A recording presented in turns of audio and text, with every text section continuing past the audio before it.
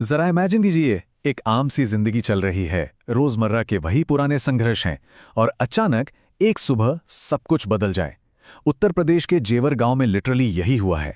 ये कोई लॉटरी जीतने की कहानी नहीं है, बल्कि एक ऐसा भारी बदलाव है जिसने रातों रात एक पूरे समुदाय की सामाजिक और आर्थिक तस्वीर को बिल्कुल पलट कर रख दिया। नोएडा इंटरनेशनल एयरपोर्ट के लिए हुए जमीन अधिग्रहण ने यहां के साधारण किसानों को एक ही झटके में मल्टी मिलियनर बना दिया।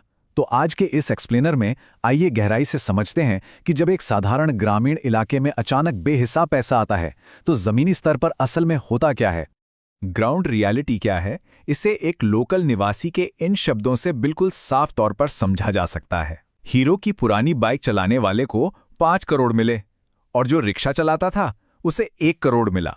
और पता है, ये कोई बढ़ा चढ़ाकर कही गई बात नहीं है, ये बिल्कुल सच है। ये दिखाता है कि इस वेल्थ शॉक का स्केल कितना विशाल था।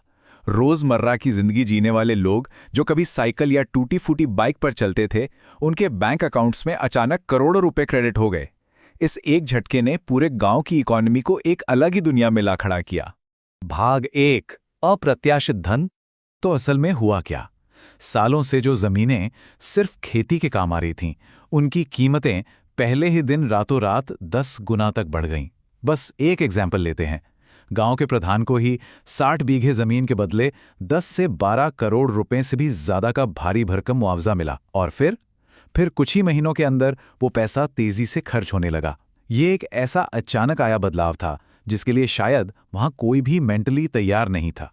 भाग 2, हवेलियां और लग्जरी गाड़ियां। अब करोड़ों रुपए बैंक में आ गए तो जाहिर है खर्च भी होंगे, राइट? एक ही परिवार का ये नया कार कलेक्शन देखिए, स्विफ्ट, हैरियर, फॉर्च्यूनर और स्कॉर्पियो। एक साधारण से जीवन से सीधे इन लग्जरी एसयूवीज तक की ये छलांग सच में हैरान कर देने वाली है। और एक बहुत ही इंटरेस्टिंग बात, स्थानीय लोगों के बीच स्कॉर्पियो को पुरुषों की पहचान माना जाता है। ये साफ दिखाता है कि गाड़ियां अब यहां सिर्फ आने जाने का साधन नहीं रहीं, बल्कि सोसाइटी में रुतबा और पावर दिखाने का सबसे बड़ा सिंबल बन गई हैं। मतलब जरा सोचिए, 50 लाख रुपए? जी हां, सिर्फ उस गैराज में खड़ी एक फॉर्च्यूनर की कीमत है ये। साधारण खेती बाड़ी से सीधे इतनी महंगी गाड़ियों तक का सफर, ये इस बात का पक्का सबूत है कि कंज्यूमरिज्म यानी उपभोक्तावाद ने इस गांव में कितनी तेजी से और कितनी गहराई तक अपनी जड़ें जमा ली हैं।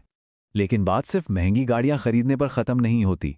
शौक का लेवल देखिए, 40 से 50 हजार रुपए तो सिर्फ वीआईपी नंबर प्लेट्स पर उड़ा दिए गए हैं। उस परिवार ने अपनी चारों कारों के लिए 9200 सीरीज की मैचिंग नंबर प्लेट्स ली हैं। इसका मतलब है कि केवल अपनी गाड़ियों के नंबर को एक जैसा दिखाने के शौक के लिए एक बहुत बड़ा अमाउंट खर्च कर दिया गया।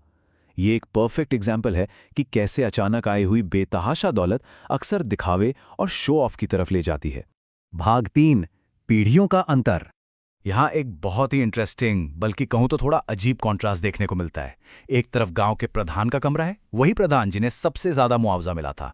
उनका कमरा बिल्कुल सादा है, सिर्फ एक साधारण सा बिस्तर, कोई दिखावा नहीं। और दूसरी तरफ युवा पीढ़ी के कमरे। ये कमरे किसी महंगे होटल जैसे लगते हैं। फ्यूचरिस्टिक थीम, चमकीले नीले और पीले रंग और 1-1 लाख रुपए के शानदार बिस्तर। ये लगभग 3 करोड़ की लागत से बनी हवेलियां हैं। लेकिन यहाँ एक बहुत बड़ा विरोधाभास है। इन चमचमाती हवेलियों के ठीक बाहर अभी भी पक्के लेकिन खुले हुए नाले बह रहे हैं। पैसा पर्सनल लग्जरी में तो बेतहाशा आया, लेकिन पब्लिक इंफ्रास्ट्रक्चर या बुनियादी ढांचे में उसका कोई खास असर नहीं दिखता। और ये पीढ़ियों का अंतर और भी साफ हो जाता है जब एक 15 साल का लड़का, जिसके पास लीगली ड्राइविंग लाइसेंस भी नहीं हो सकता, पूरे कॉन्फिडेंस के साथ गांव की सड़कों पर नई वेन्यू और स्कॉर्पियो गाड़ियां दौड़ा रहा है। ये बात अब केवल पैसे की नहीं है, बल्कि उस पैसे से पैदा हुई एक अजीब सी बेफिक्री और नियमों को ताक पर रख देने वाले एटीट्यूड की कहानी कहती है। भाग 4, करोड़ों रुपए यूं ही उड़ गए। अब इस एक्सप्लेनर का शायद सबसे डार्क और हैरान करने वाला हिस्सा सामने आता है। एक परिवार को मुआवजे के तौर पर पूरे 3 करोड़ रुपए मिले थे। 3 करोड़! लेकिन आज उनके पास 1 रुपया भी नहीं बचा है, और उनका दावा है कि उनकी गरीबी पहले से भी ज्यादा बढ़ गई है। मतलब ये कैसे संभव है? ये एक बहुत ही दुखद उदाहरण है कि जब बिना किसी फाइनेंशियल लिटरेसी या प्लानिंग के इतनी बड़ी रकम हाथ लगती है तो वो हवा की तरह कितनी तेजी से गायब भी हो सकती है। जरा इस बयान को सुनिए। हम खाने के लिए इधर उधर भटक रहे हैं, हमें फिर से मुआवजा चाहिए, ये 50-60 करोड़ होना चाहिए। एक व्यक्ति जिसने अपने 50-60 लाख रुपए के मुआवजे को तुरंत जमीन खरीदने और बाकी चीजों में पूरी तरह उड़ा दिया, वो अब खाने के लिए संघर्ष कर रहा है। लेकिन जो बात लिटरली सबसे ज्यादा विचलित करने वाली है, वो है उनका ये सोचना कि उन्हें 50-60 करोड़ रुपए का मुआवजा और मिलना चाहिए।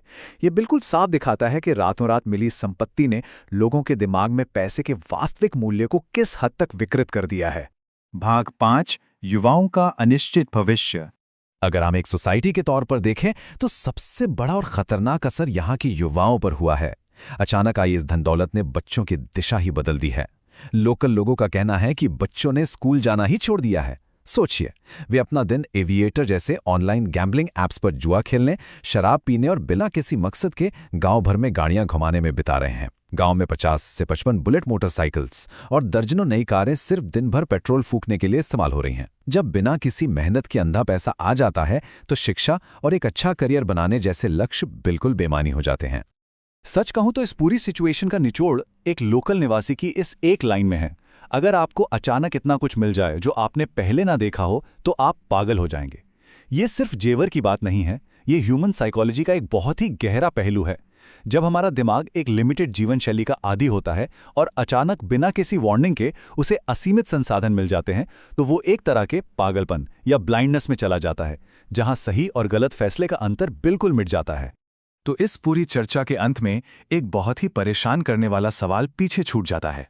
आज जेवर की सड़कों पर जो फॉर्च्यूनर और स्कॉर्पियो बेतहाशा दौड़ रही हैं, उनमें जो पेट्रोल जल रहा है वो उसी मुआवजे के पैसे से आ रहा है। लेकिन जब अंततः वो पैसा सूख जाएगा, और इतिहास गवाह है कि बिना सही इन्वेस्टमेंट के पैसा हमेशा खत्म होता ही है, तब उस पीढ़ी का भविष्य क्या होगा जिसने बस कुछ सालों की विलासिता के लिए अपनी पढ़ाई और अपने भविष्य को दांव पर लगा दिया। यह एक ऐसा सवाल है जो न केवल जेवर के लिए बल्कि तेजी से बदल रहे किसी भी समाज के लिए एक बहुत बड़ी सीख है। इस बारे में जरूर सोचिएगा। आज के इस एक्सप्लेनर में बस इतना ही।